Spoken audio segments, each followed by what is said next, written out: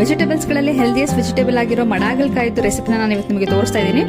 ಈ ವೆಜಿಟೇಬಲ್ನ ನೀವು ಎಷ್ಟೋ ಜನ ನೀವು ನೋಡೇ ಇರೋದಿಲ್ಲ, ಫಸ್ಟ್ ಟೈಮ್ ನೋಡ್ತಾ ಇರ್ತೀರಾ. ಇದೇನು ಇದ್ರ ಬಗ್ಗೆ ಡೀಟೇಲ್ ಇದ್ರ ಹೆಲ್ತ್ ಬೆನಿಫಿಟ್ಸ್ ಎಲ್ಲ ನಿಮಗೆ ತಿಳ್ಕೊಬೇಕು ಅಂತಂದ್ರೆ ಡಾಕ್ಟರ್ ಮಾಲಿನಿ ಅವರು ಹೇಳಿರುವಂಥ ಒಂದು ವಿಡಿಯೋ ಇದೆ. ಆ ವಿಡಿಯೋದು ಲಿಂಕ್ ನಾನು ಡಿಸ್ಕ್ರಿಪ್ಷನಲ್ಲಿ ನಿಮಗೆ ಕೊಟ್ಟಿರ್ತೀನಿ, ಅದನ್ನು ನೀವು ಚೆಕ್ ಮಾಡ್ಕೊಳ್ಬೋದು. ಇದರ ಹೆಲ್ತ್ ಬೆನಿಫಿಟ್ಸ್ ಗೊತ್ತಾದ್ಮೇಲೆ ಡೆಫಿನೆಟ್ಲಿ ನೀವು ಟ್ರೈ ಮಾಡ್ತೀರಾ ಅಂತ ನನಗೆ ಗೊತ್ತು. ಸೊ ಬನ್ನಿ ಹಾಗಿದ್ರೆ ಸ್ಟಾರ್ಟ್ ಮಾಡೋಣ ವಿಡಿಯೋನ. ಹೇಗೆ ಮಾಡಬೇಕು ಅಂತ ತೋರಿಸ್ಕೊಡ್ತೀನಿ. ತುಂಬಾನೇ ಸಿಂಪಲ್ ರೆಸಿಪಿ ಇದು, ಕಡಿಮೆ ಇಂಗ್ರೀಡಿಯೆಂಟ್ಸ್ ಯೂಸ್ ಮಾಡ್ಕೊಂಡು ಮಾಡುವಂಥ ರೆಸಿಪಿ. ಹೇಗೆ ಮಾಡಬೇಕು ಅಂತ ಈಗ ನೋಡೋಣ. ಫಸ್ಟ್ ಹೀಗೆ ನೀವು ಮಡಗಲ್ಕಾಯಿನ ತಗೊಂಡು ನೀರಲ್ಲಿ ತೊಳ್ಕೊಂಡು ಈ ತರ ನೋಡಿ ಕಟ್ ಮಾಡ್ಕೊಳ್ಳಿ.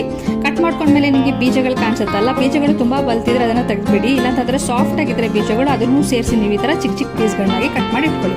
ಸೊ ಈಗ ಇದನ್ನ ನಾವೇನ್ ಮಾಡ್ಬೇಕಂದ್ರೆ ಒಂದು ಬಾಣಲಿ ತಗೊಂಡು ಅದಕ್ಕೆ 1-2 ಸ್ಪೂನ್ ಎಣ್ಣೆನ ಹಾಕೋಬೇಕು. ಎಣ್ಣೆ ಹಾಕೊಂಡ್ಮೇಲೆ ಇದಕ್ಕೆ ಸ್ವಲ್ಪ ಸಾಸಿವೆನ ಹಾಕ್ಬಿಟ್ಟು ಸಾಸಿವೆ ಸ್ವಲ್ಪ ಚಟಪಟ ಸಿಡಿಯೋದಕ್ಕೆ ಬಿಟ್ಬಿಡಿ. ಸಾಸಿವೆ ಸಿಡಿದ್ಮೇಲೆ ಇದಕ್ಕೆ ಸ್ವಲ್ಪ ಜೀರಿಗೆ ಮತ್ತೆ ಹಾಗೇನೆ ಸ್ವಲ್ಪ ಉದ್ದಿನ ಬೇಳೆನೂ ಹಾಕೊಳ್ಳಿ.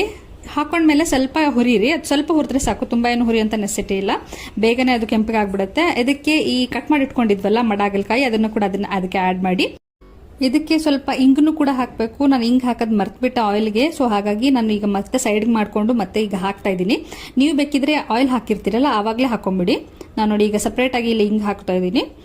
ಹಿಂಗ್ ಬದಲು ನೀವು ಏನಾದರೂ ಬೇರೆ ನಾವು ಶುಂಠಿ ಬೆಳ್ಳುಳ್ಳಿ ಪೇಸ್ಟ್ ಹಾಕೊಳ್ತೀರಾ ಅಂದ್ರೂ ಕೂಡ ಹಾಕೊಳ್ಬಹುದು. ನನಗೆ ಇಲ್ಲಿ ಹಿಂಗ್ ಹಾಕೊಂಡು ಸಿಂಪಲ್ ಆಗಿ ಮಾಡಿ ತೋರಿಸ್ತಾ ಇದ್ದೀನಿ. ಇದೊಂದು ಟ್ರೆಡಿಷನಲ್ ವೇ ಅಲ್ಲಿ ಮಾಡುವಂತ ಒಂದು ರೆಸಿಪಿ.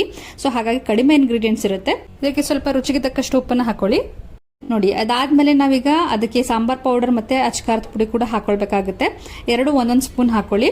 ಇಲ್ಲಿ ನಾನು ತೊಗೊಂಡಿರೋದು 4 ಮಡಗಲ್ಕಾಯಿ. 4 ಮಡಗಲ್ಕಾಯಿಗೆ ಇಷ್ಟು ಸಾಕು. 1 ಸ್ಪೂನ್ ಸಾಂಬಾರ್ ಪೌಡರ್ ಮತ್ತೆ 1 ಸ್ಪೂನ್ ಚಿಲ್ಲಿ ಪೌಡರ್ ಹಾಕೊಂಡ್ರೆ ಸಾಕು.